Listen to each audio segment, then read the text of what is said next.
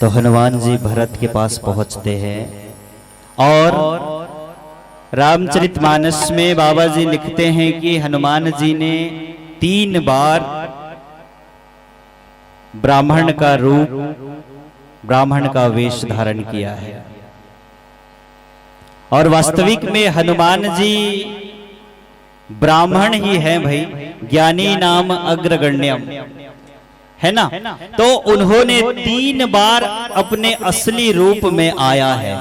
ये हम कहते हैं कि 3 बार हनुमान जी ने ब्राह्मण का वेश धारण किया है, ये नहीं, वो तो है ही ब्राह्मण। 3 बार उन्होंने अपने सही रूप का प्रदर्शन किया है। कहां पर? एक बार जब राम जी और लखनलाल जी से मिलने के लिए जाते हैं, कहां? ऋष्यमुख पर्वत पर पहला मिलन राम जी से। तो एक वहां पर हनुमान जी ने अपने सही रूप का प्रदर्शन किया है। और एक बार विभीषण जी से जब मिलते हैं लंका में,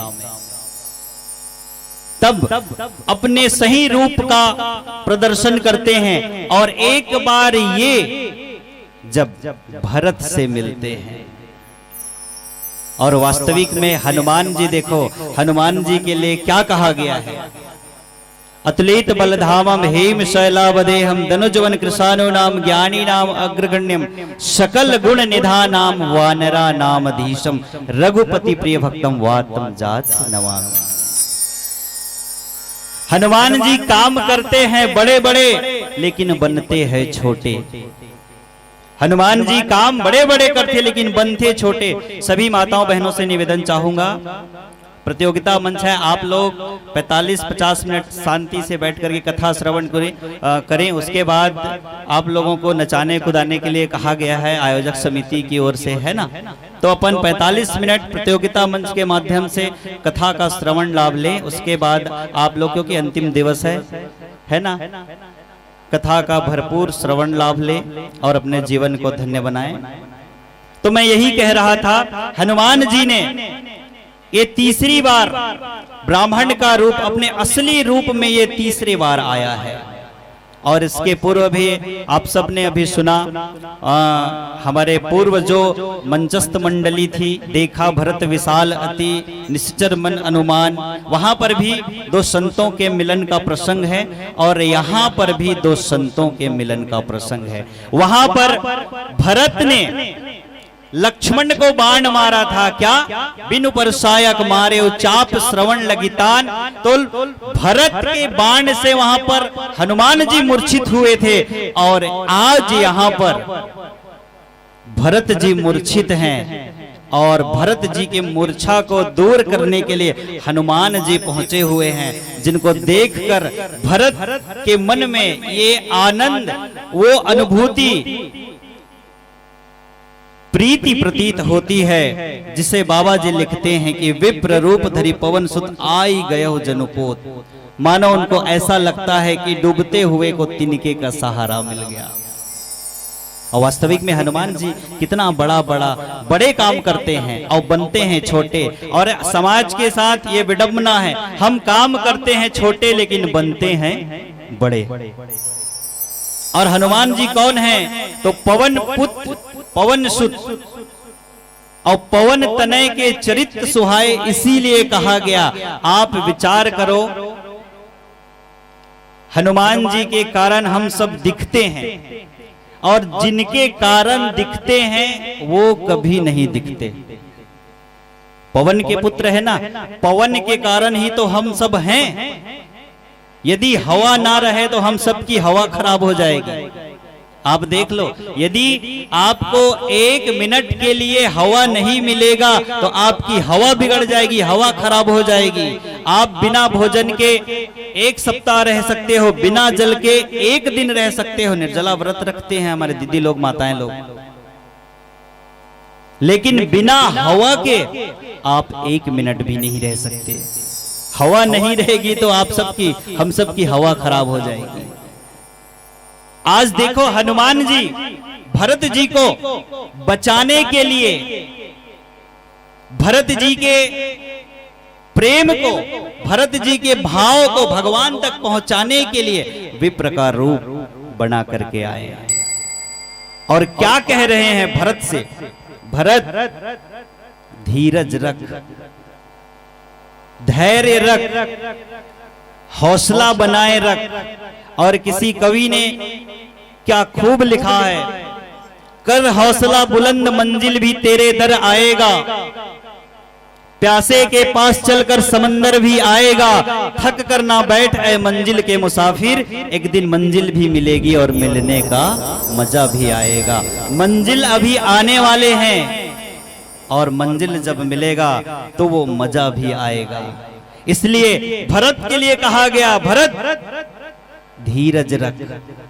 भरत कहता है मैं अब तक के धीरज बना करके ही तो रखा हूं हनुमान जी, अब तक के मैं धीरज बना करके रखा हूं। और ये राज है भरत के चरित्र का, ये राज है भरत के जीवन का, ये राज है भरत के तप का, जिन्होंने राम राज्य लाया। और इसीलिए कहा गया क्या, जिंदगी में का राज पाना चाहिए, जिंदगी में जिंदगी को मुस्कुराना चाहिए, और जिंदगी में जिंदगी का शर्त अगर पूरा ना हुआ तो जिंदगी को जिंदगी से रूठ जाना चाहिए। आज भरत जी ले यही लगते कि मोर स्वामी ही मोर से रूठ गए है, तो मैं जी करके का करूं, वो है भरत। और भरत के चरित्र के बारे में क्या कहूं, इसीलिए राम जी कहते हैं भरत तुम भरत हो, तुम समान और न को। और वास्तविक में भरत के समान और कोई नहीं है, ये भरत ही है जिसके कारण राम जी मर्यादा पुरुषोत्तम भगवान श्री राम बने। देखो त्याग, और भरत के पीछे का त्याग देखो। एक बार बालपन में राम और भरत की मंडली के बीच में खेल हुआ, गेंद का खेल जब हुआ तो सबको यही लगा कि हम तो राम के पक्ष में रहेंगे, सब राम के पक्ष में होते गए, सब राम के पक्ष में होते गए।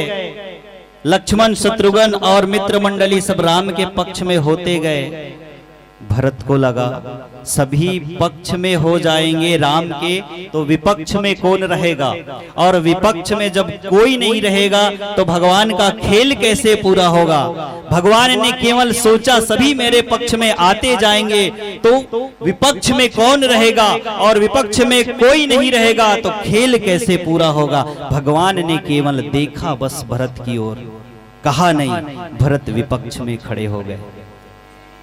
किसी ने कहा भरत तुमको पीड़ा नहीं होती, तुमको ग्लानि नहीं होती कि राम ने तुम्हें अपने पक्ष में नहीं रखा। भरत ने क्या कहा, भरत कहता है राम मुझे पक्ष में रखे चाहे विपक्ष में रखे, इसकी मुझे परवाह नहीं है, मैं पक्ष में रहूं चाहे विपक्ष में, इसकी मुझे कोई परवाह नहीं है। मैं तो ये चाहता हूं किसी तरह भगवान का खेल पूरा हो, भगवान की लीला पूरा हो। और रही बात विपक्ष की, तो विपक्ष वालों को जितना लाभ होने वाला है उतना तो पक्ष वालों को भी नहीं होगा। भगवान को, राम को विपक्ष में रहकर देखने का जितना अवसर विपक्ष वालों को मिलेगा उतना अवसर पक्ष वालों को नहीं मिलेगा। ये है भरत का त्याग। और इसीलिए कहा गया राम भरत में आज छिड़ गई देखो एक लड़ाई, 14 वर्ष लड़ेंगे दोनों चलो देखने भाई, एक और राम और एक भरत शील व्रतधारी, 14 वर्ष लड़ेंगे दोनों चलो देखने भाई, एक और राम और एक भरत शील व्रतधारी, अवध राज्य को गेंद बना दोनों ने ठोकर मारी। और आज हम राज्य के लिए लड़ते हैं, वो राज्य को ठोकर मारते हैं, और आज हम राज्य के लिए लड़ते हैं। तो ये भरत और राम के चरित्र से हमको तो यही सीख लेना चाहिए कि जीवन में हम भाई और भाई के बीच में रहें कैसे, भाई और भाई के बीच में प्रेम कैसा हो, भाई और भाई के बीच में समर्पण कैसा हो, यह है भ्रातृत्व प्रेम। और आज भरत के प्रेम के कारण राम जी यदि वन नहीं जाते तो मर्यादा पुरुषोत्तम भगवान श्री राम बन नहीं पाते। राम जी वन गए इसलिए मर्यादा पुरुषोत्तम भगवान श्री राम बन गए और तुलसी के रामायण की वंदन हुई और घर घर के माथे का चंदन हुई। ये भरत का त्याग है भैया।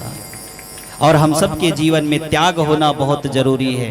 जीवन में अनुशासन के लिए त्याग होना बहुत जरूरी है। जब तक जीवन अनुशासित नहीं रहेगा तब तक जीवन को सही दिशा और दशा नहीं मिलेगी। आज देखिए हम लोग शिक्षा के क्षेत्र में ना जाने कितनी उपलब्धियां हासिल कर लिए हैं, कितनी ऊंचाई तक पहुंच गए हैं शिक्षा के क्षेत्र में, लेकिन हमारी दिशा और दशा दोनों बिगड़ रही है। क्यों? शिक्षा तो ठीक है हमारा, लेकिन दीक्षा का अभाव है जीवन में। इसलिए जीवन में दीक्षा होनी चाहिए। समझ तो ठीक है हमारी, लेकिन स्वभाव खराब है, स्वभाव बिगड़ा हुआ है। स्वभाव कैसे बदले? तो संत समागम हरि कथा तुलसी दुर्लभ दोय। इसीलिए कहा गया है तुलसी यह संसार में 5 रतन है सार, संत मिलन और हरि कथा दया धर्म उपकार। संतों के मिलन के साथ हरि की कथा होगी, और हरि की जब कथा होगी तो जीवन में धर्म आएगा, जीवन में धर्म आएगा तब जीवन में दया आएगी, और दया आएगा तब जीवन से परोपकार होगा। और जीवन केवल स्वार्थ के लिए नहीं, कुछ तो परमार्थ के लिए भी मिला है। आओ हम सब मिलकर के उस परम तत्व को पाने के लिए ये भजन में सहयोग करें, क्योंकि इस कलयुग में तो केवल नाम ही आधार है ना? इस कलयुग में केवल नाम ही सार है, और नाम के बल पर ही हम भवसागर से पार जा सकते हैं। तो आज भरत अपने भगवान के लिए ये भजन प्रस्तुत कर रहे हैं कि हे दीनानाथ, हे गिरधारी, आज मेरी अरज सुन लो और बिना देर किए वापस अयोध्या लौट आओ। आओ ये भजन।